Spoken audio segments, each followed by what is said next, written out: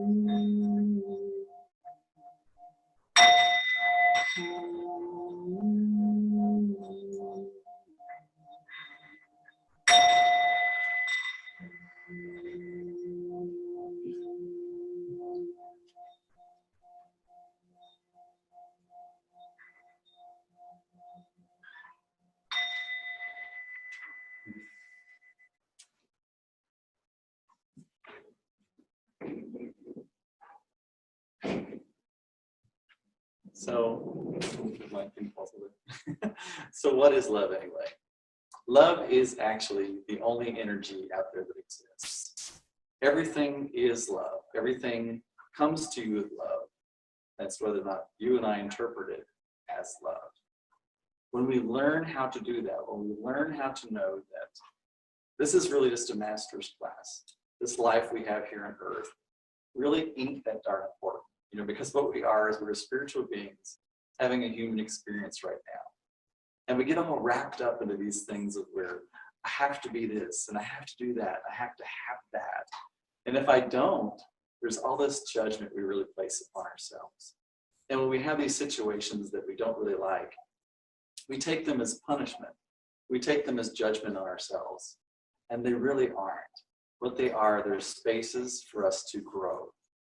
And the really important thing to do is when you're in a situation where you're not enjoying yourself, you're not having fun, you're in a sad space or depressed or whatever it is. The thing to ask yourself and to ask the situation is, what are you here to teach me? And you can begin to ask consciously, what are you reminding me of? Because what life does, because we are in a master's class, remember that's very important to remember. What life does is it will just continue to bring back the same situations over and over again. Different spaces, different places, different, everything might be different, but it makes you feel the same. And so when you feel some way, start asking yourself, what is the earliest memory that I can have, or that I have, that I felt this way? And you're going to be really surprised if you can get into that conscious space of the answer that you get. I know it's always either my 5-year-old or my 12-year-old self that comes up whenever I'm in that space and I'm asking that conscious question of, what is this reminding me of? And, even as, the spiritual space that I am right now, it's still a space of where I have to remind myself that this is simply a lesson for me to learn. And it's really something to let go of. It's something that I'm really working on for even myself, is this new idea of but I'm spiritual. Why do I feel so yucky? And it's about giving yourself the space to know that you are having a human experience.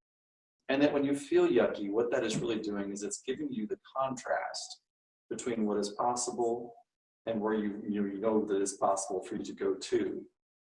And it gives you the space of knowing what does serve you, what doesn't serve you. It gives you a space of knowing when you're thinking differently than Spirit does. Because let's just imagine that you were God and you were creating a human being. And you wanted to give that human being a clear-cut way to know when they're walking in a path that brings them to their highest good. Now, you might say to yourself as God, you might say, they already hear enough. I don't want to give them any more hearing. They already see enough. They smell enough. They taste enough. They feel in their skin enough. What is one clear-cut way that I can give them an indicator of when they're walking in a path that takes them to their highest good and when they're not? What if I just make them feel the path? So perhaps when you feel good, that is because you're in line with your highest path that's possible. When you feel bad, maybe it's not a punishment or a judgment. Maybe it's just an indicator, like when you're going down the highway and you go a little bit off the road, you hear that little ba-dum. Maybe all it is just guidance showing you that you aren't seeing the opportunity in the situation, that you're looking at the challenge, that you are focusing on your limitations instead of your divinity. Because if you do accept yourself as a divine being, as a spiritual being having a human experience, that's something you really need to kind of really wrap your brain around, because then that means that every experience you're having is a divine experience. And I know it doesn't feel like that, but if you can start approaching things like that, it changes the game on everything. It takes away the importance of some things. It takes away the ability of things to make you feel less than. And that is where you can step into true power. When you no longer need to have things this way or that way, or have people treat you in a certain way, or have certain things in your life. When you're in a space where you can decide who you are, where you can proclaim who you are, and you take away the right, you take away the ability of situations and people and objects or whatever it is to tell you whether you're right or wrong, good or bad, whether you're being judged or not, or whether you're happy or not. And you can make the decision for yourself of whether or not you're happy. Then you step into true power. Because the thing of it is, in almost every situation in life, there's somebody in this world that would enjoy that. Every job that you don't like, there's somebody out there that would love that job.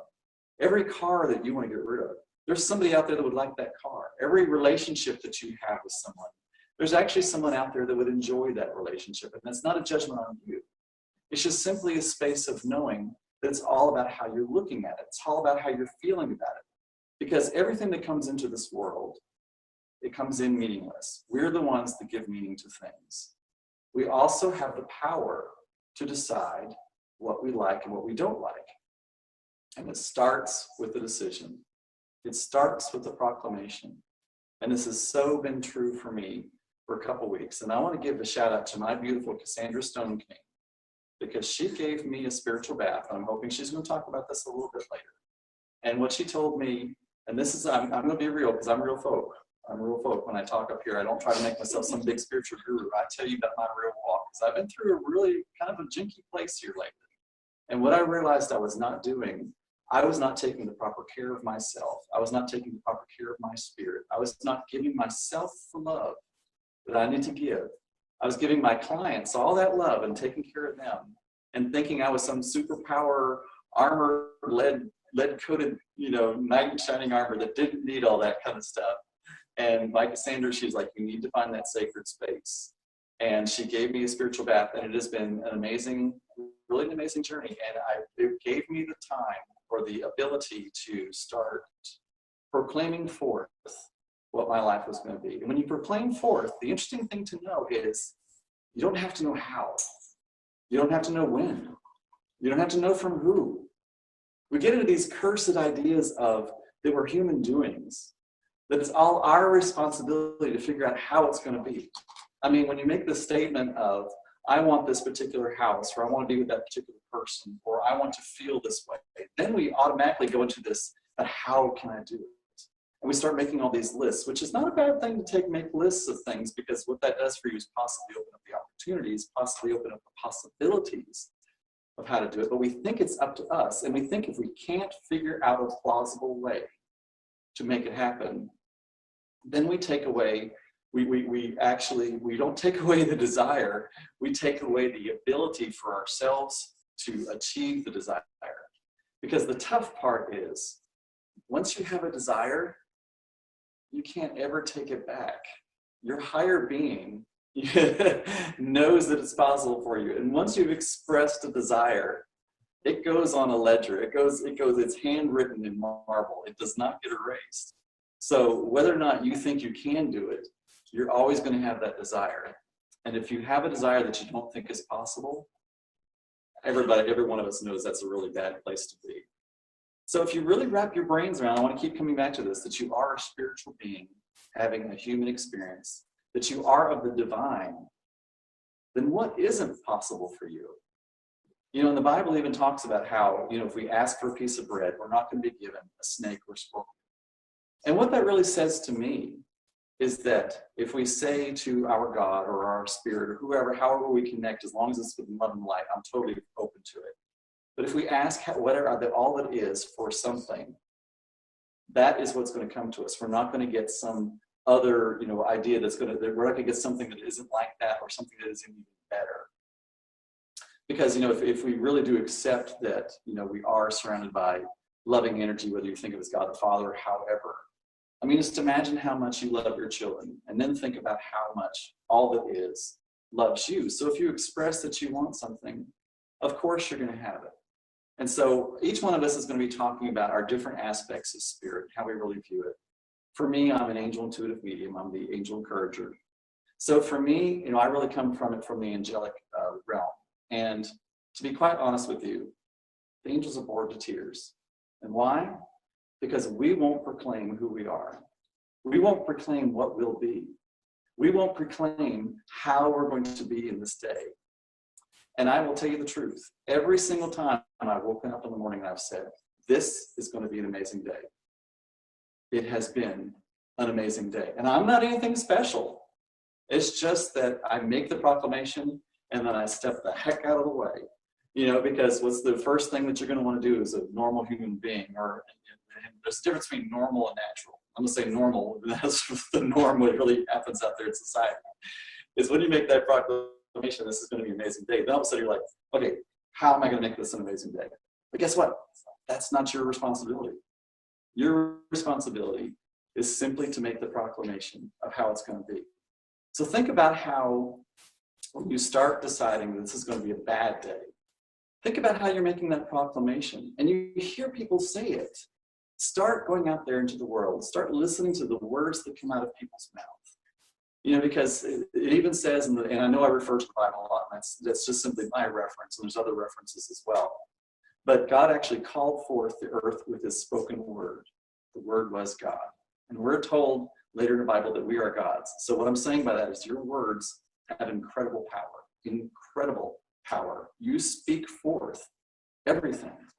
Absolutely speak it forth. So start doing a little bit of a test. Start noticing the people around you. Start listening to the actual words that come out of their mouth. And then start looking at their life experiences. And what you're going to find is there is an exact match correlation. And the great thing about that is then all you have to do is change your words. Because our normal state of being is joy. Our normal state of being is abundance. Our normal state of being is health. That is absolutely our normal state of being. If we can accept that as our normal state of being, then that means it's actually easier for us to step into health, abundance, happiness, joy, than it is for us to step into fear, anxiety, depression, sickness, disease. And I'm not throwing out any shade on anybody, trying to make anybody feel guilty or feel judgment or punishment right now in this moment. What I'm just saying to you is if you wrap around your brain around the idea that it's actually easier to do those other things, you can give yourself the possibility. Because what's one thing I know? I know that when you're in fear or anxiety, your mind is just spinning. And you know why it's spinning? It feels like a little hamster wheel. Because you have to keep reminding yourself of what you're fearful of and anxious of. What's the one thing you don't do when you're in joy? Your head isn't spinning. You're in clarity. Why? You don't have to remind yourself why you're in joy because it's your natural state of being. So do you see how when you're fearful and anxious and depressed, you have to continually remind yourself, oh yeah, I'm fearful because, oh yeah, I'm fearful because, oh yeah, I'm fearful because. And there's so many different ways that you can hack yourself back into being joy through your breath, through just finding a mindful space. Sometimes it's through taking action. Sometimes it's by sitting still. Try all those things, see which one works for you. And you're going to find one. But the main thing is for you to start proclaiming forth who you are. For you to start proclaiming forth how life will be for you. For you to make the decision. Because I'm telling you, the angels are bored. They're sitting there waiting for you to say what it will be. For you to start believing that. For you to start expecting that. And that really starts with this whole concept that we're talking about, which is love. And like I said at the first, the only energy that there really is love. Because everything is there for the expansion of all that is. Everything is there for our expansion. Everything is there for the universal expansion. Absolutely everything. There is no punishment. There is no judgment. That is simply how we categorize things. That's how we bonk ourselves over the head. And once you move into that space of, oh, I'm not being judged or punished. I'm just being called forth to be more of who I already am. I'm being called forth to learn this into the next space. That's what I'm being called forth. So I want you to start leading your life from a state of jumping from highest joy to highest joy. Like I always tell my clients, I want you to find that one thing that you can focus on that truly brings you happiness. Not what you think you need to be happy, but what truly brings you happiness. And I'll give an example. My friend that I always quote on this, she won't mind. She told me one time, she said, I need to get a job so that I can get an apartment, so that I can make my family safe. I asked her, I said, does getting the job bring you joy? She said, no. I said, does getting the apartment bring you joy? She said, no. I said, does making your family safe bring you joy? She said, yes. I said, then that is what you focus on. Because we have this concept of, I can only have this with cash. And I can only have cash if I work this horrible job. We have this whole process. But if you get the concept that everything is just energy, and you allow the universe to bring you things, however it will. Because I'm going to give you an example. I know 4 people who did not have a place to stay. And through a sense of joy, through a sense of that feeling empowerment, all of them, and I believe it was about a 6-month period, all of them were given an opportunity to live somewhere and take care of somebody else's house for 6 months for free. So not only did they get rent free, they stayed in beautiful, because when people are going to their vacation homes, they're not leaving a dirty little nasty townhouse in the middle of the house. They're leaving a nice house. So what I'm saying to you, I know 4 people that this happened to who did not have a place to stay and then had that opportunity. Did they do it through cash? No. Did they do it through a job? No. But they got what they needed. They got what they needed. So first about focusing on what truly brings you joy. And then the next thing is to stepping into that highest state of joy that you can. And when I say that, it's not about you always being joyful and jumping around being skippy. It's you stepping into that higher state of being that you possibly can. I'll give you an example. When you are truly depressed, anger feels really cool. Anger feels amazing because it puts you back into power. When you're in a state of anger, frustration actually feels really cool. It really is a good feeling. When you're in frustration, you can usually jump into hope, which feels better. And then you can usually step into the higher states of joy. So when I say stepping into joy, what I'm talking about is stepping into that next highest feeling that you can. I see it as almost like ledges on a cliff that you just kind of bump yourself up to. The next thing is to take inspired action. And in order to get inspired action, you usually have to be in motion. So you know what to do in the next moment. You know if you need to wash the dishes. You know if you need to go take a walk. You know if you need to call that client. You know if you know what you need to do if you need to go grocery shop. You know in the next moment what it is that you need to do. What you're focusing on is what do I do step 10? But that's not your issue. That's not your job to find out what step 10 is. Because the angels always want you to live in the now. And if you knew what step 10 was, you wouldn't be focused on step 1. You'd be focused on step 10. You know, it's kind of like when Christmas is 3 months away. You know, and when you're a kid, you didn't even notice your surroundings for 3 months because every day was consumed with when it's Christmas Day. You know, that's really robbing yourself, actually, of 3 months of time.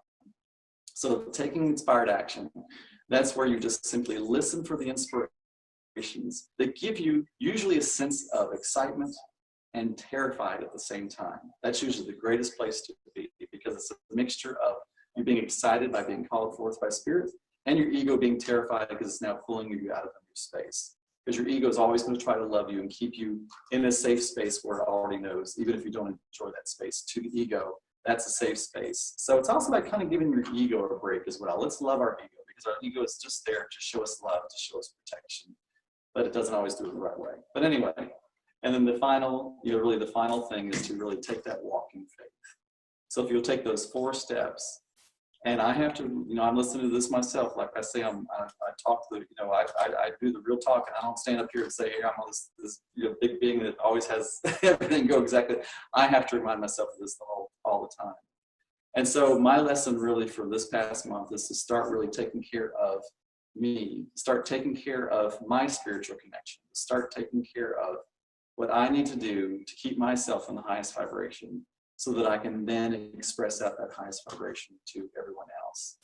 So if you can, just really accept that everything comes from love. And I'm going to tell you this, I'm going to give you a little bit of a hint because I have a math degree. And I really learned pretty early in my career, in my math degree, in taking a math degree, there would be these situations that would come up, there would be these problems that would come up, and I could not for the life of me understand what the teacher was talking about. And what I learned was, don't worry about learning the theorem. Get to where you can work the problem. If you can work the problem, guess what? You get an A. And the interesting thing was, when I started focusing on doing the problem and getting it right, about a week later, I'd be like, oh, that's what he was talking about. So what I'm saying to you is, don't be so concerned about the processes. Just do what you need to do to get things to work for you.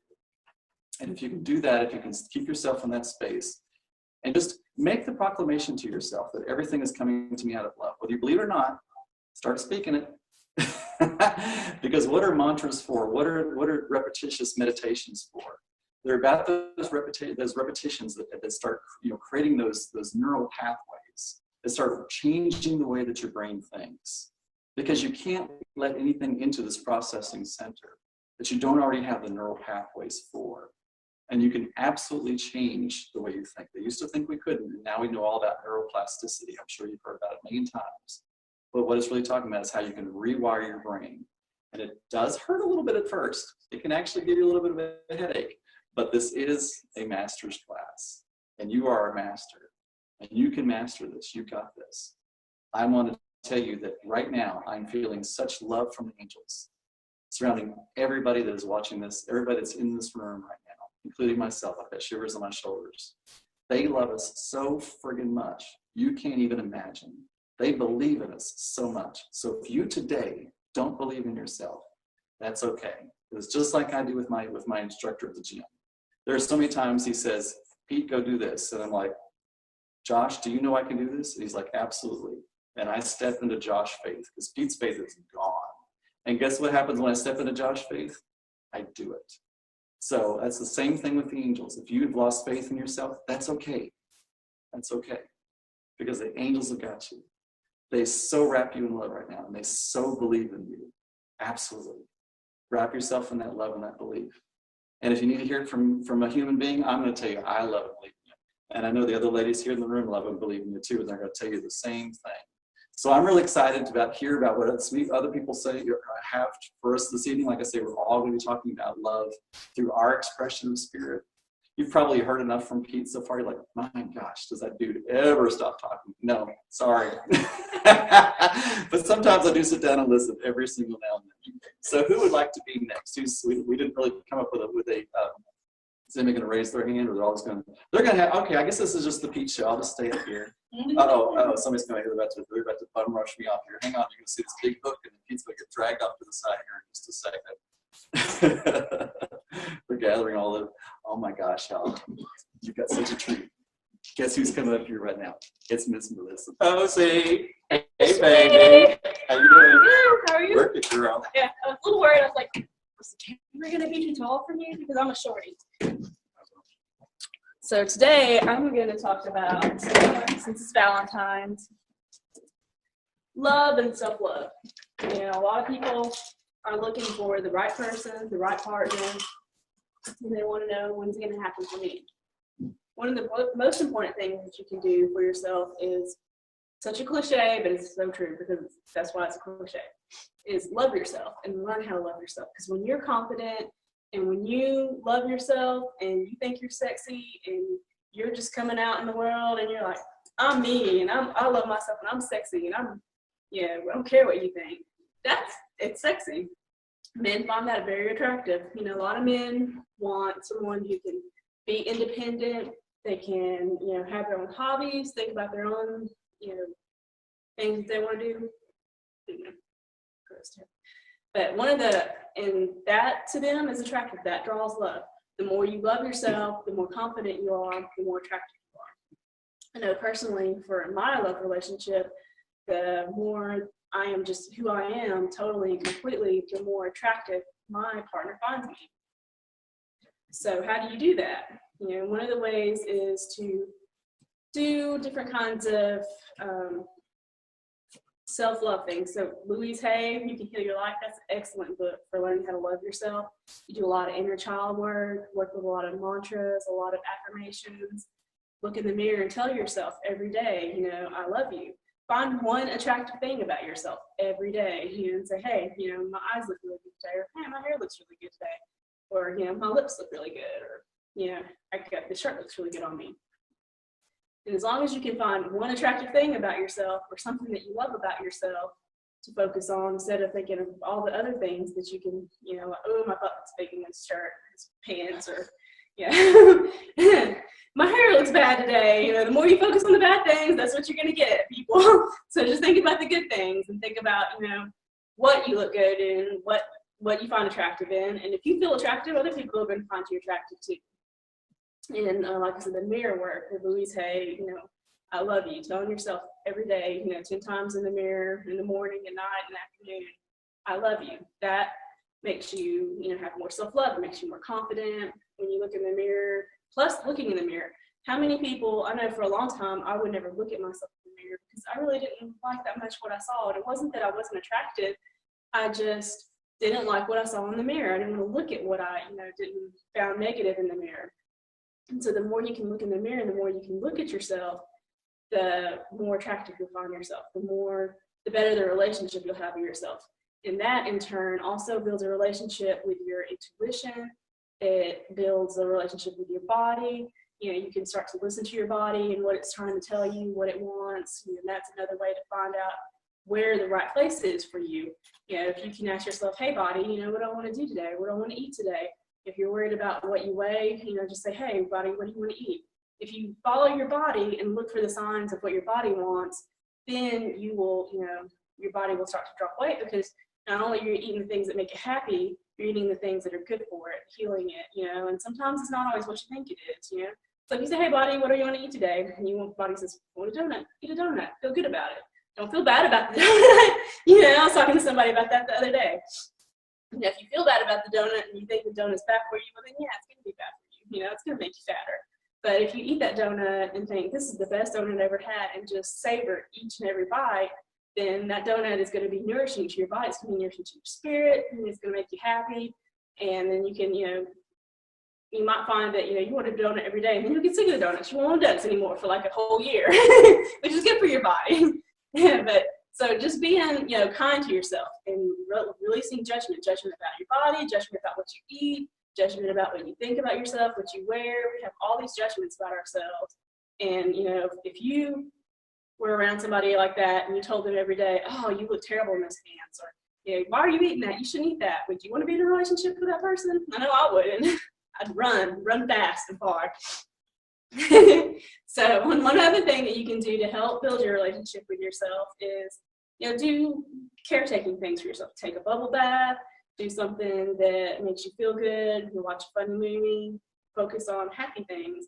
One of the things I like to do is meditation, and I use a lot of stones. You know, my favorite thing, my specialty is crystals, and I like to use different kinds of stones. I have different shapes, like this one is one of my little star travelers. She's a hematoid rose quartz, and the hematoid is hematite in rose quartz. And what that does is the rose quartz is really good for heart healing. So if you have a lot of trauma, a lot of inner child work you want to do, a lot of recovery from past relationships, childhood trauma, rose quartz is one of the best ones for that. And I have a couple. Here's another example of just a regular raw form of rose quartz. Well, it's polished and raw on the sides, but this is really good. Rose quartz is the ultimate heart healer. It's a combination of quartz and I forget what the other mineral is called, the rose quartz, but it basically has the properties of quartz and rose quartz, so you can look up both of those. And you can use it for a lot of different things. You can use it for meditation, you can carry it in your pocket, you can put it in the bathtub while you're taking a bath, and make you some like rose quartz water and soak in that for a while. People use it in tinctures, you can take it internally. Some of the stones you want to be careful because you can't take them internally. Rose quartz is fine. You can put it in like a tincture, make an elixir with it.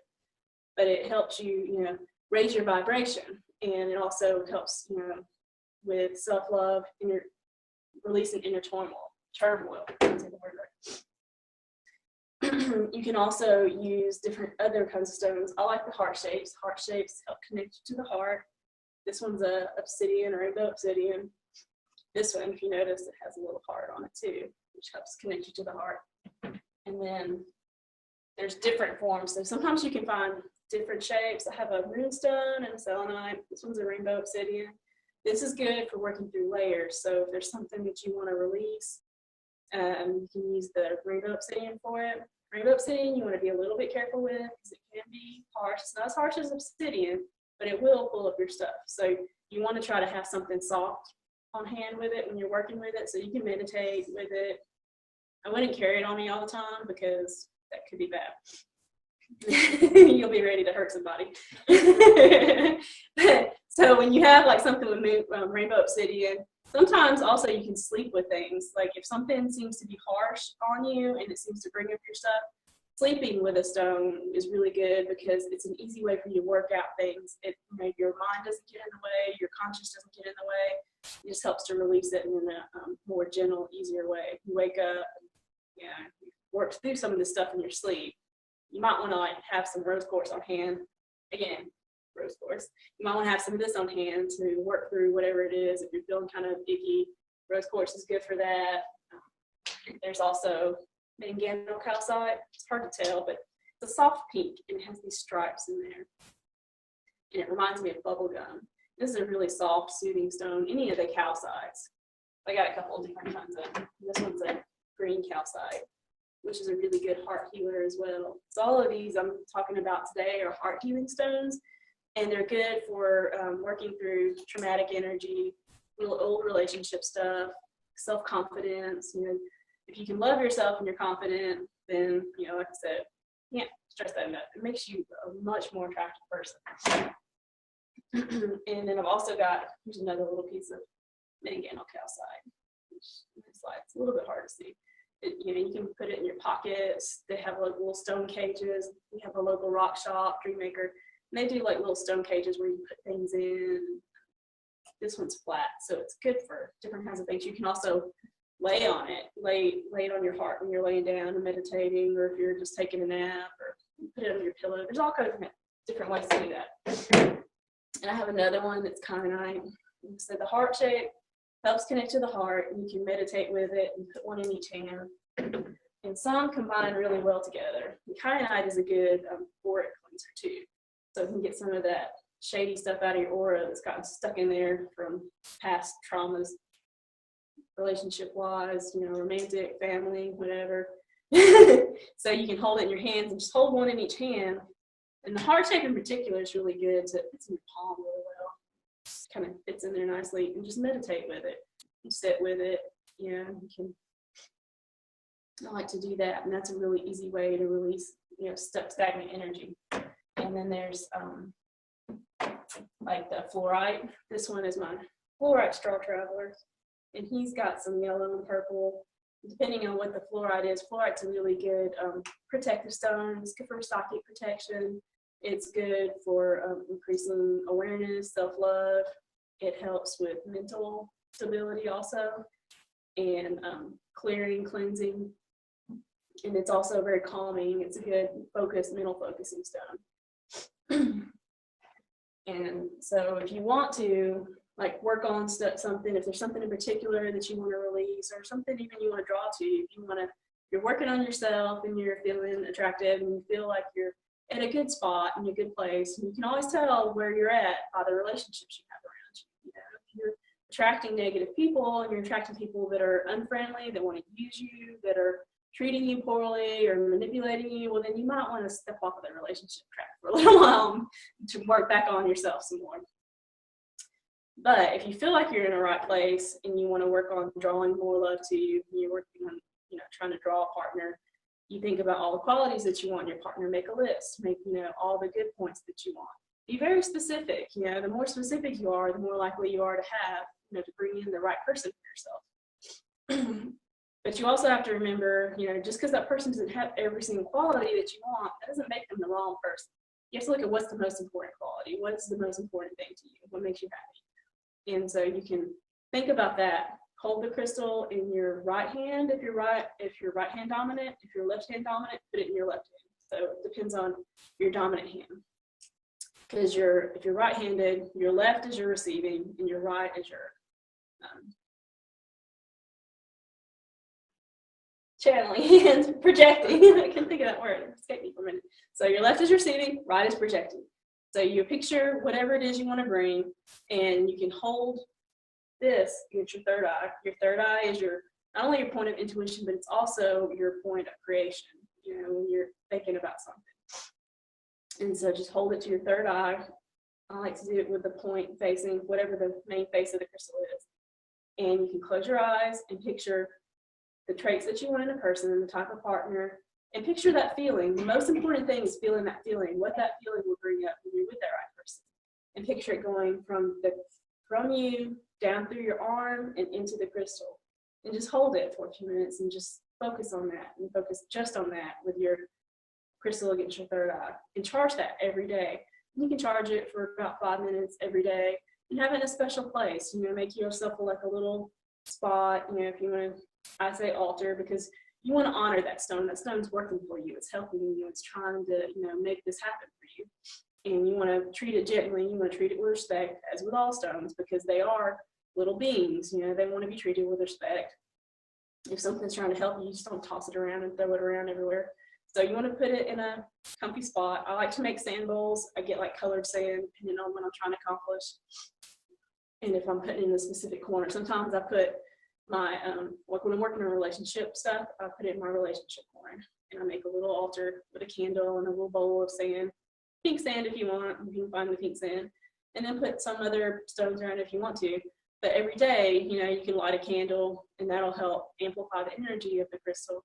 And then go back to your crystal, recharge it, and have that focus. So the more this helps you focus. And that's one of the things that I like about crystals, is they amplify the energy, and they give you a place to focus your energy on. And they give you something to hold on to. So you have this to hold on to instead of trying to visualize, which visualizing is fine, but some people aren't good at that, you know. And so if you can't visualize it and you can't picture it mentally in your mind, just feel the feeling, and feel that feeling run down through your arm into the crystal. And just do that every day. But it gives you something to just, you know, something tactile to hold that helps some people. And depending on what the crystal is, like some of them have different shapes. This one has like a little, it's hard to see, but it has what they call like an Isis face. And Isis is the goddess of Egypt. She was known for her partner Osiris, putting him back together and re-healing him. So the Isis point is good for self-healing. So it works a lot with the self. So if you can find one that has like 5 points, it kind of comes up in a triangle and goes down and down. That's good for self-healing if you want to working on yourself and healing any kind of, you know, stagnant energy. And that goes for not just love, but, you know, any aspect of your life. And then you can also use things like selenite. Selenite's good for bringing light. So you feel like you need some clarity in some aspects of your life. You know, you're not sure why you're attracting what you're attracting. You can use selenite to do that. You can use selenite to bring light into your house too. It brings in positive, good energy. It's a real soft stone. Some people call it a moonstone, but it's really selenite. But it connects you to the moon energies too. This one is a moonstone, and it can be white also in different colors. And the moonstone's a really good feminine stone. It's good for assisting you in your intuition, building a relationship with yourself. It's protective for women. And your intuition is an important part of your everyday life, not just romantic, but in every aspect of your life. It helps you know which way to go. And it also helps you, particularly with picking the people in your life, because a lot of times you'll meet someone and sometimes you'll see something about them that you don't really like, but everybody else likes them and they look really friendly and you can't figure it out and say, okay, I'm just going to hang out with this person or date this person anyways. And then you realize, well, there was a reason you felt that feeling. So listening to your intuition and being in touch with your intuition is very helpful in that aspect. It can help you pick the right people, not just in romantic relationships, but in everyday relationships. And so that's also another important stone. Like I said, it's really good for women for travel in particular. It's good for connecting to your feminine self, the divine feminine, any goddess energy. It's really good for that. And let's see. I was going to talk about the, but this has hematite in it. Hematite is generally black and shiny, and you can use it like whenever you're working with any of your love stones or any of your intuition stones, any stone that you want to work with. You can take the hematite and put it at your feet, and what that does is it grounds the energy. Oh, thank you. The lovely Cassandra brought me my hematite, but this is what it looks like. And it's magnetic. They have some forms of magnetic, which is good for arthritis, but they also have this is just a regular piece. And hematite was also called the original bloodstone because when they cut it, it would be red, and so it's good for blood elements too, like kidney, liver, anything kind of blood diseases. Also good for that. And this would also be good for getting rid of like stuff that's like in the bloodlines. People feel like sometimes maybe their family is cursed in their love lives, or they're just their family's angry all the time. They have a lot of angry family members in their life. Hematite's really good for that. But what you can do with the hematite is you take your rose quartz, or so I have 2 pieces of manganocalcite now, one in each hand. And what I would do is I would put my hematite at my feet, and at your feet, that helps to ground that energy in and pull that earth energy up as well. So that's a really good way to keep yourself grounded in every day, because that's another aspect that'll help you not only in your personal life, but in every aspect of your life, in your business, and you're driving around even, being grounded is really important to, so you know where you're at and you can see what's coming before it hits you, literally sometimes. But yeah, basically, working on your self-love, being grounded, using your intuition to pick the right person, listening to yourself. If you have an automatic response to someone, ask yourself, what is that? Why do I feel that way about that person? And don't just dismiss it because, everybody else thinks they're this way. And just because they're a nice person doesn't mean they're the right person for you. Sometimes we meet people and they're really nice and they're great people, but you don't mesh and you try to make this relationship work, and it's really just not the right relationship for you. And so sometimes in that case, it's time to learn when to let things go and when to try to make things work. And that's part of self-love too. Loving yourself is part of honoring yourself is part of loving yourself. And the more you do that, then the more that builds that relationship with yourself. Because we do have a relationship with ourselves, whether we realize it or not. We're in a relationship with ourselves. Who's going to love us if we don't love ourselves? And that's literal. Who's going to love you better than you can love you? Who knows what you like more than you? Nobody. You can't expect somebody to just automatically glean psychically what you like. I know I do that all the time. I used to do that. I've learned my lesson about that. But how often do we expect our partner to just psychically know what we want? Well, he should know that. He knows I need this. I told him this every time. And why doesn't he know that? I know that about him and he doesn't know that about me. Well, they can't not everybody's psychic. Not everybody tries to, figure out what you want. If you tell them what you want, they're happy to do it for you. And that's another important thing. Just tell people what you want. Be honest. Be upfront. Don't be afraid to say what you want. And that's one of the biggest things that I find that so many people, myself included, do is we're afraid to say what we want. We're afraid to admit what we want because we don't want to be selfish. We don't want people to think negatively of us. But sometimes, and that's one of the most important aspects of self-care, is being a little selfish sometimes. If you need some time to yourself, don't be afraid to tell somebody, say, I need some time to myself. If you need something, if you want something, tell them. Most people are happy to do it for you. They're happy to help you with that. But they'll never know unless you ask. And that's part of what Pete said, if you don't ask, you don't get it. And everything, money, love, follows joy. The more joyful you are, the more happy you are, the better things are for you, and the more things you bring into your life that you want. So that's my take on it. And I will let whoever's coming up next. Miss Cassandra. Thank you, Melissa. Thank you. You did such an amazing job. I love it. You have such a passion for crystals. I And such know. great knowledge. My little crystal peeps. And I really do look at them as people. They're not just crystals. Right. I'm I love it. It's big. Makes me really proud of you. I know, right? All these beautiful women all Good. around. How lucky am I? That's what I'm talking about. So who's next? Andrew, you come up Yeah, next. can we, is there any way to put this closer down? Sure. Yeah. Y'all about to. All is well. All is well. We're trying a new setup, y'all. Yeah, it's a baby setup. Sandra Stone King is here. You're going to see me kind of moving the camera just a little bit, so all is well. It's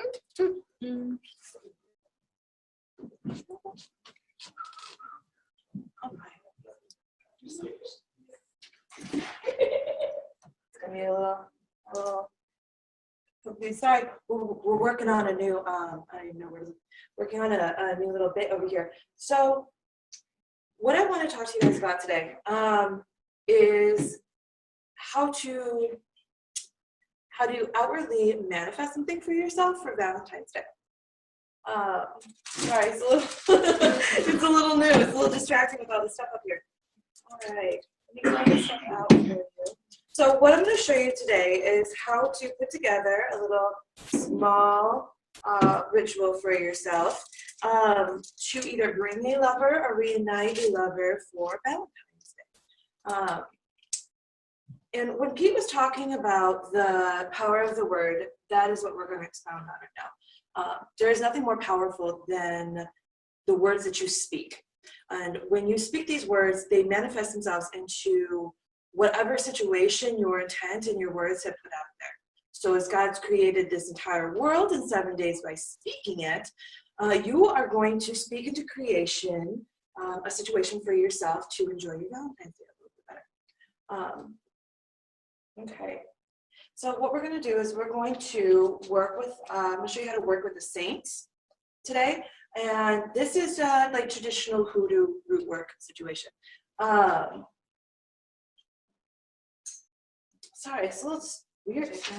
The energy is really buzzy in here today, and I think it's like all the love talk and all of the, it's got all of this magnetic energy floating around, and it makes me feel like a cat with a laser pointer. So anyway, what we're going to do today is we're going to learn how to set up a candle vigil for ourselves to Our Lady of Charity. The reason why Our Lady of Charity is, this is who we're going to work with, is in my tradition, she's synchronized with Oshun, which is a goddess of, or an Orisha of love and sweetness, and brings all of that wonderful stuff in. So what we're going to do today is we're going to set up a small space for you and show you how to create this for yourself. Now to start, I do suggest finding a space in your home that is not going to be disturbed. You can print out a picture of Our Lady of Charity. They have little prayer cards of Our Lady of Charity, whatever works for you. That's what we're going to start with. Oh, okay. So what we're going to do in this space of ours, you're going to go to one of the Hispanic stores or dollar stores. They have these, we call them vigil candles or 7-day prayer candles, and you can get a red one. And the red has to do with the energy of love and passion and lust and all of that wonderful cool stuff that is so great for Valentine's Day.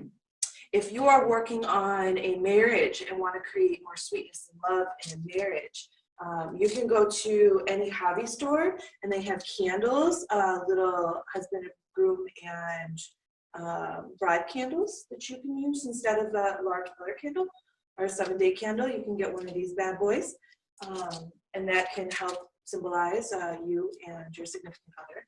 They have them for men and women too now, so you can, any gender pair that you want. Totally works. And if you want to do this just for to bring a new lover to you, and you want to do something a little bit more heavier than just a regular 7-day candle, they do have candles with both penises and vaginas, and they have them in many colors, but I suggest red or something like this. It helps you pull in that lustful, passionate energy when you're looking for a good, clean lover for you for Valentine's Day. I mean, not everybody's into having relationships and want something long-term. Sometimes you just want to have somebody buy you a really great dinner and to have an awesome night with. So that's totally great too. This isn't, just for those people who want or are in a relationship by chance. So what you're going to do is you're going to get these little household candles. Here in Huntsville, if you're in the area, the Dream Maker is where I get a lot of my little ones if I don't order from the supply company online. So what you're going to do is you're going to get 5 of these little bad boys. They're just little couple hours. They probably burn for about 3 or 4 hours, these little candles do. So you're going to get 5 of these in the color of yellow. Now, yellow is synchronized with Our Lady of Charity. It is also a color that helps with mental clarity, which you need a lot of. I know people with the emotions and everything that are surrounding this kind of love work, there's really nothing better to add into that than some mental clarity and some of that higher vibrations. So what you're going to do is you're going to take your candle, your 7-day candle. If you have one of these or one of the figures, you can put a hole in the bottom. But one of these guys, super easy, $1.98. You put a hole into the candle. The wax is paraffin. It's very soft. You can even push into it. Take a pencil or even a sharp steak knife and create a hole for yourself. Pull out some of that wax. And on a little bitty piece of paper, you're going to write your name 5 times, your full birth name. Your first, your middle, and your maiden name or your last name. And you're going to write it 5 times, teeny tiny, 1, 2, 3, 4, 5. And then you're going to turn it so your name is this way. And then you're going to write, bring me a lover, or you could write hearts. And you're going to do this, let's say 3 times, 3 or 5. Either one works. But write a single intent. Romantic dates, or hot date, or passion, whatever your main objective is, you write it that way. And then you roll it up really teeny tiny and you put it in the hole in your candle. And what you're going to add into that hole is a little bit of ground cinnamon. And cinnamon is not only one of both Oshun and Our Lady of Charity's favorite little bits or offerings. You're going to put some in here because it also heats up your work in a very positive way. The vibrations are very high, but it also adds that oomph, that push, and a little bit of spice for your work. You could add also almond oil. If you like, you can find this at Walmart.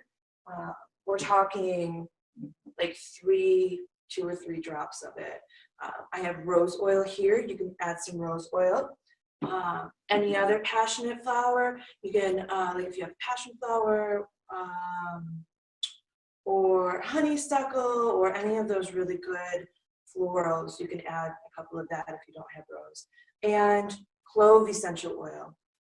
This stuff, if you're in Huntsville, I get my essential oils at Curly's on Governor's, Pearly Gates. So you can add a little bit of that. If you don't have the oil, you can add some of the spices from your kitchen cabinet. And that's the great thing about root work and conjure this way is that everything that you really need, you can find in your kitchen, which is absolutely fantastic. So you put a little bit of each into your hole in your candle, and you use the wax and you just push it down, so it's covered. And you set that down. And with these little guys, now you can do this for one day and only use 5 candles. I do suggest you get 25 total and do this for 5 days straight. So you take these little guys, some people put them on to stand them up. They have little stands that you can put them in. Other people, they use the tops of jars and lids or like milk jug lids and heat up the bottom so it sticks straight up. And what you do is you take these little guys and you put them around your candle. I don't know if these are going to stand up as well as they should. Let's see.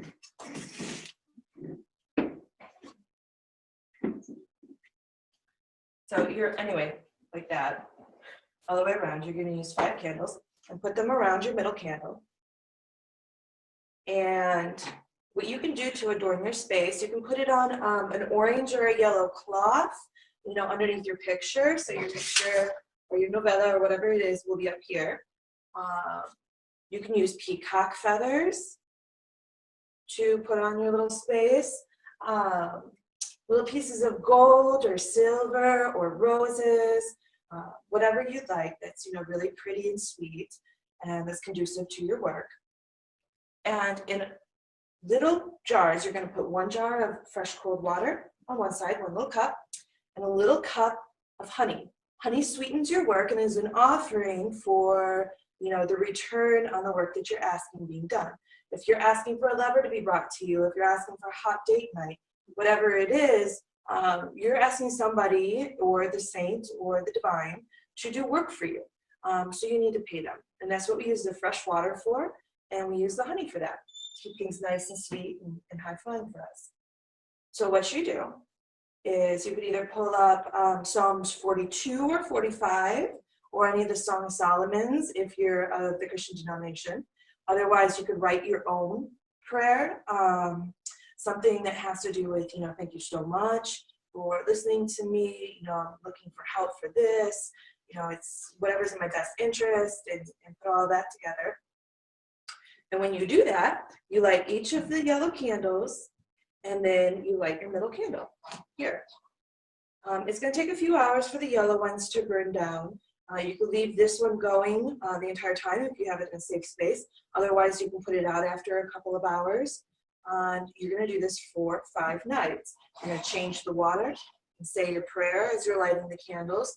And what you're going to do is you're going to speak your intent. You're going to say, please bring me a passionate lover that is healthy and safe for me. You're going to speak forward, please help my significant other and I have, sweetness and passion in our lives.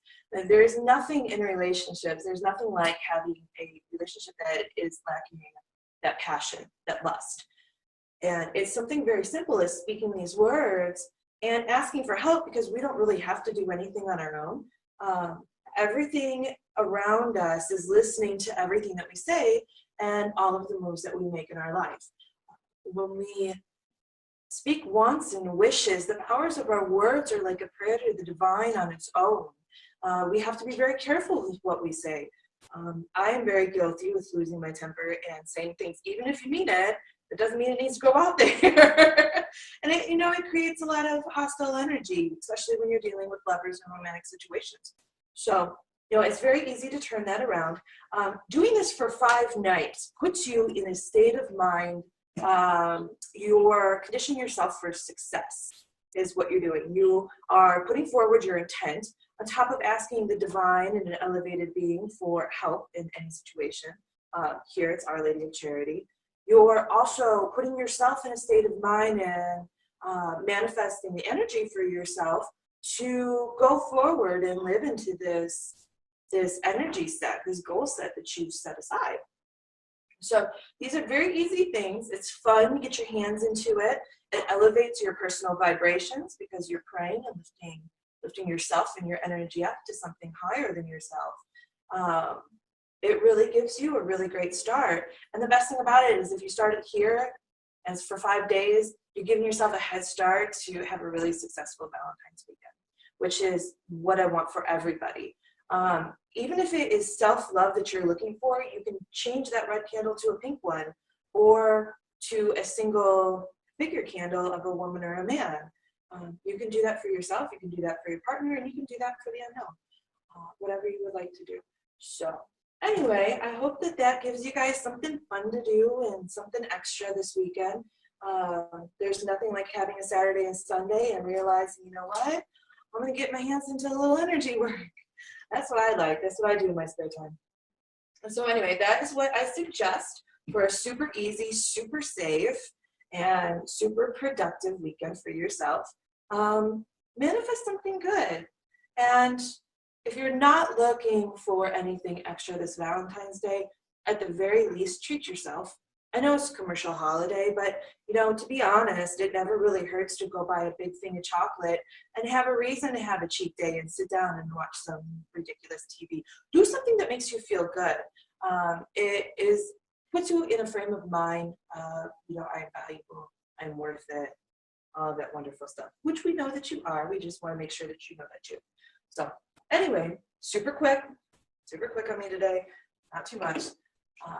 But I hope that helps. If you have any questions, comments, or concerns, please find me online. You can find me on Facebook. My professional page is Lucy Grasso, LucyPreggeso, or cjstoneking07@gmail.com. And that is all, my lovely people. I hope you have a magnificent weekend and get into a little bit of an adventure. And that's all we could ask for. Bye.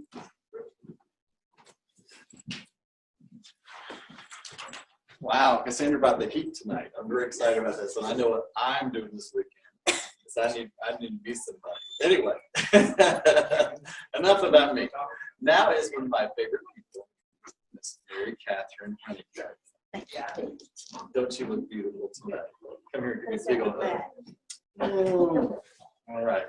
What you got for us now? You got something exciting? I'm very excited. I've actually got some pretty personal stuff. It'll be a little bit different than what y'all did, so I chose to go last. All right. I'm MK, and I think I've taken a little bit different route than my cohorts there did. And you know, I started thinking, why did I go in this direction? So it got kind of personal, but I guess I've got a little, you know, my background's in counseling and social work, so I decided to look in and see what love had meant to me in the past and how things have changed for me since, you know, being in my 40s versus being in my 20s and what love meant to me then. So we were a little bit more prepared this time. I don't know how long I'll stick to this, but, you know, I'll try. But so what I did, you know, we were improving on, you know, your look on love, how to redefine it, how to define love, you know, looking for love in the right places and stuff like that. So what I did is I chose to kind of reflect back on myself and see what love meant to me in the past versus what it means to me now.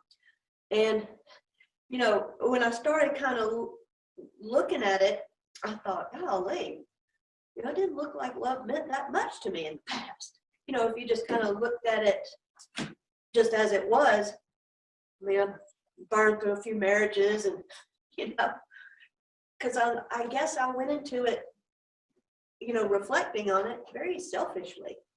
It was like I was very giving to the world, but I was very selfish when it came to home. And so what I figured out was, it's kind of similar to what I've said in the past. I had to look at these marriages and say, what was I doing? And really, the common denominator was me. You know, I was in all of these relationships that, you know, for all intents and purposes, I guess you could say failed. or it seemed like they failed. But in reality, they weren't a failure. They were building blocks and learning blocks for sure for me to actually build up to where I could actually have a productive and loving relationship at home to what I was really showing the world, but not really showing at home. So that's kind of the point of view that I'm coming at or coming from. Let's see. So, okay, well, I've already gone through the front part of my notes here.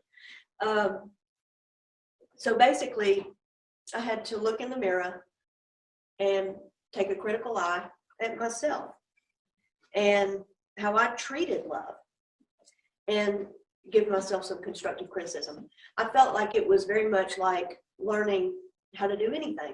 You know, if you start out drawing stick figures and you want to improve on your artistic abilities, you have to be able to take constructive criticism. I was really able to give it pretty well, but was I able to take it? Not so well. Because I know a lot of people tried to help me and tell me, but was I going to listen? No, because I already knew. I just didn't, I just thought I knew. But so I took a critical eye at myself and what I was doing wrong. And what I looked at is, number one, I was fiercely independent and I was hard pressed to bend or compromise. And I looked at it then as, well, that's just the way I am. And I looked at it as that was good. But now I look at it and I thought, well, that was my choice, but it really didn't work very well for me. Am I still independent? Yes. But am I much more willing to compromise? Yes. Because what I found out is that I was asking other people to do what I myself was not willing to do. Because as far as I was concerned, if you didn't like it, that was your problem. I was going to do and be whatever it was I was going to do and be. It didn't matter. But I wasn't so forgiving or so easy when it came to what they wanted to do. So therein kind of led to the breakdown in the relationship. So I looked at myself, and that was one thing that I was doing. So when I figured out that that wasn't just the way I was and it was a choice, then I was able to make a different choice. Because if you're in a space that you say, well, that's just the way I am, well, then that's just the way you'll always be. But if you can get into a space and say, well, that was my choice to be that way, then you can actually make another choice to change. So then I also had to realize that what I was doing is I was looking at this other person and seeing what I thought their potential was. And that's what I loved. Instead of looking at that person and saying, I love you just the way you are. And I think a lot of people make that mistake because we do see a lot in other people that maybe they don't see in themselves. And that's okay. But then you throw the expectation out there that I'm going to help them become that because that's what I love. When maybe they don't want to do it. Maybe they like the way they are right then. And that's okay. But do you love the way they are right then? And are you going to be able to love that person exactly the way they are and leave them alone? Because see, that's what I expected from them. I totally expected them to look at me and say, oh, sweetie, I love you just the way you are. Not the way I want you to be, or I think you're going to be, but the way you are. But was I doing that? No. And that was a very jagged pill to swallow because I thought I was doing the right thing. But like I said, I was learning and I was young. So I had to do to myself, I think I was doing to others, is what can I do to improve myself so that I can have a loving relationship and have the relationship that I've always wanted. So that's what I did. And Melissa talked about looking in the mirror and being able to say, I love you, and really mean it. And I started doing that. And it's something that I did with clients. But yet again, it was something that I wasn't necessarily doing for myself. So yeah, that's pretty hard when you realize that you're out there and you're telling people, try this and try that, and you see it working for them.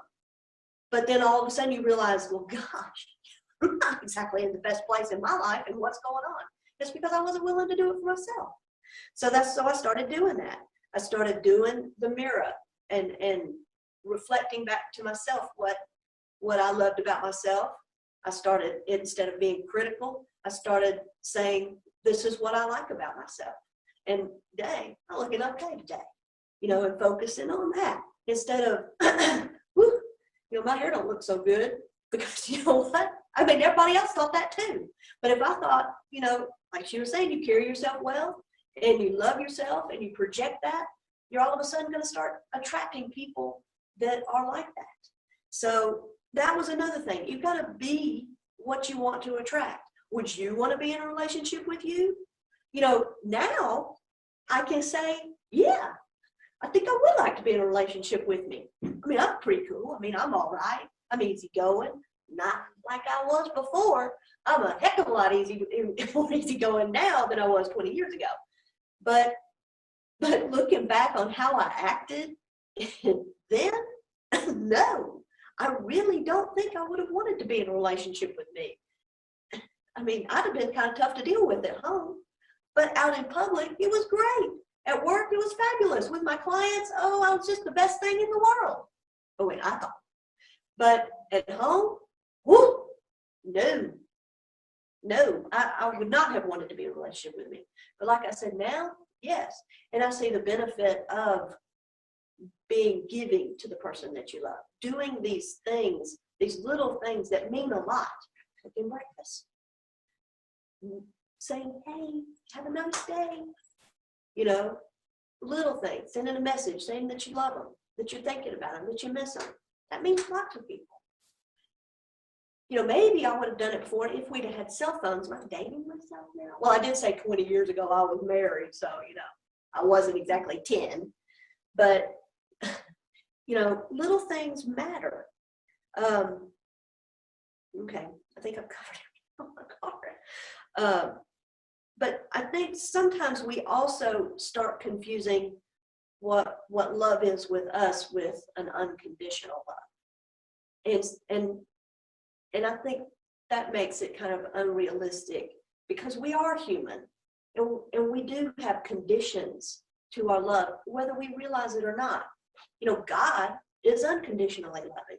No matter what we do, say, be, behave, whatever, God always will love us through anything.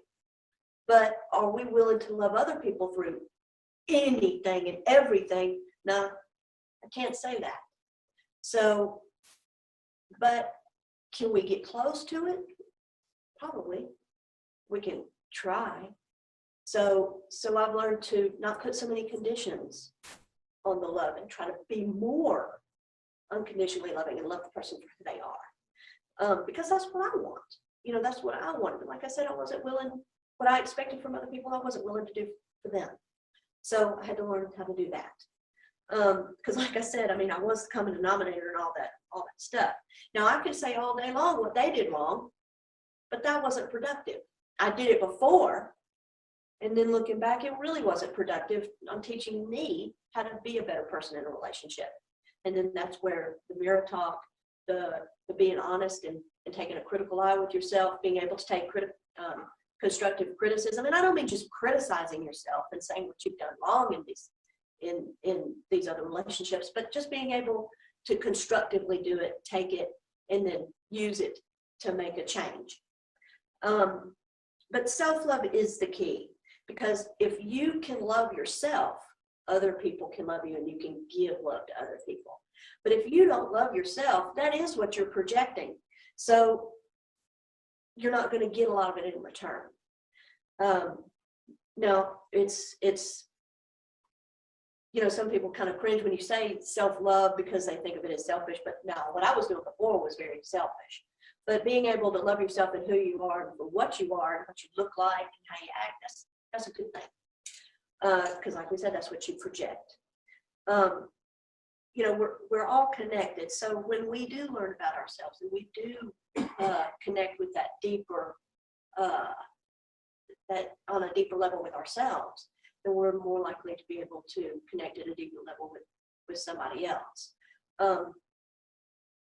But I also tried to control a lot. And when you can let go and accept that no matter how much you try to control, I mean, number one, how many times have you made plans and it just kind of falls apart and things just happen anyway?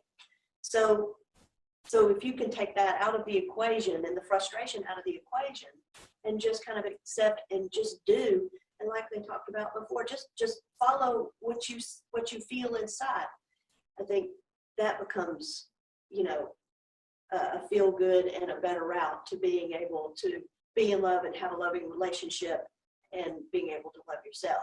Like Cassandra said, you know, looking for that. You know, sometimes we're looking for a little extra, but she covered that quite effectively, I think. So, so we'll let her, we'll leave it at what she said. But I will say, when I was single and I was using things to attract, hematite did work very well for me. Now, all the oils and all the stones and the, you know, tricks of the trade or whatever you want to call them, you know, they'll work and they will attract things and people to you. But always remember, number one, the power is inside of you. So you're empowering these things to do this for you. And they do not have discernment. So, you know, when you're throwing that out there, you know, you're going to reel in whatever you catch on that hook. It doesn't say, oh, no, I think we need to attract this one to our mind. No, it's going to be everybody. And then you have to use discernment to sift through them for yourself and see what you like. But that's all I got.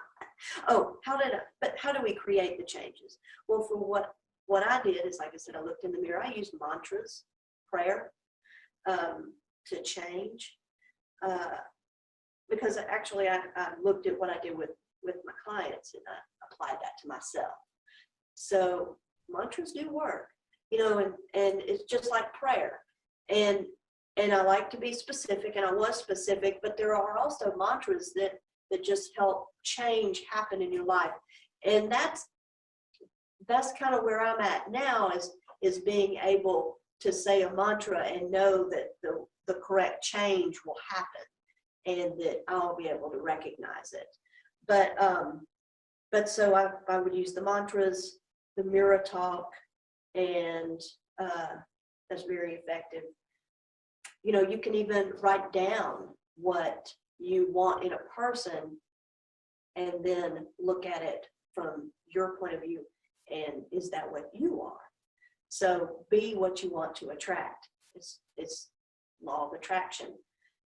So at least, you know, maybe you know what you're getting. I don't know. But I just know that if you are somebody that you would be in love with, then maybe you will be able to attract somebody that you will be in love with and that will be able to be in love with you. But that's it. I was just going to be a little personal there.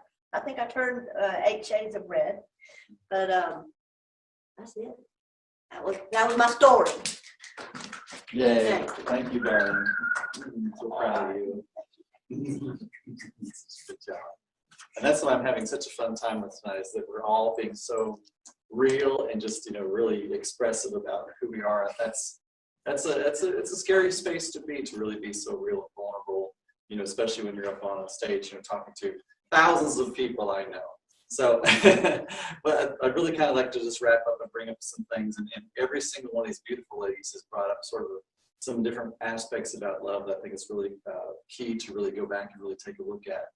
And I think here in the Western world especially, we have this whole concept of, you know, the knight in shining armor, you know, swooping us up on the white horse and taking us off to the castle, this idea, this concept of forever love, this concept of, you know, being rescued, this concept of us not being complete. You know, if you remember the famous movie Jerry Maguire, you know, you're complete. You know, and it's really about love complementing us and not completing us, because you know what? You are enough. You are whole. You are complete in who you are. And the surest path to unhappiness is to expect somebody else to make you happy. That's the surest path, because each one of us, there's two things I can tell you about every single person Number one, we're all lazy creatures. And number two, we're all self-focused. And we have to be. We absolutely have to be self-focused because we have to feed ourselves, we have to take care of ourselves. So in order to expect someone else to make you happy, that's really the clearest sign to insanity, and we all do it because everybody is self-centered, everybody is self-focused, and that's just the way that we are, really just built to be.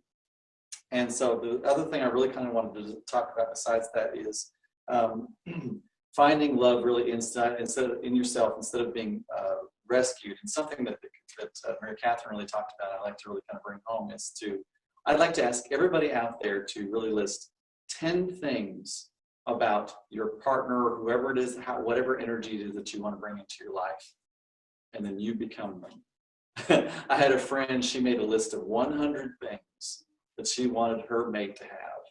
And by her estimation, he had 99 of them. And they had a great relationship for about a year. Then they had kind of a little falling off. But you know what? They put it back together again, and they have an amazing story. So what I'm saying for you is that you absolutely can bring that energy in. You absolutely can list the ways you want to feel, the aspects that you want, the hair color, the eye color, how you want them to treat you, You can absolutely make a list of those things, and it's very important for you too, because if there's one thing I want you to take home from tonight that we've really talked about, and I think we've all touched about it, is the power of your words, the power of your expectations, the power of what you call forth, because you absolutely can call forth your life. The one hesitation you have about that is that you think you're the one that has to figure out how it happens, and that's not your job. That's not your job. Your job is to call forth how it's going to be, call forth what will be, make that decision, and stand firm in that faith. Because what's faith? Faith is knowing without seeing. Faith is a certainty without having a shred of evidence surrounding you. That is what faith is. So learn how to walk your life in the state of grace, walking in faith. Does anybody else tonight have anything? Does anybody else want to, are we all in for the night? Is that it? All right.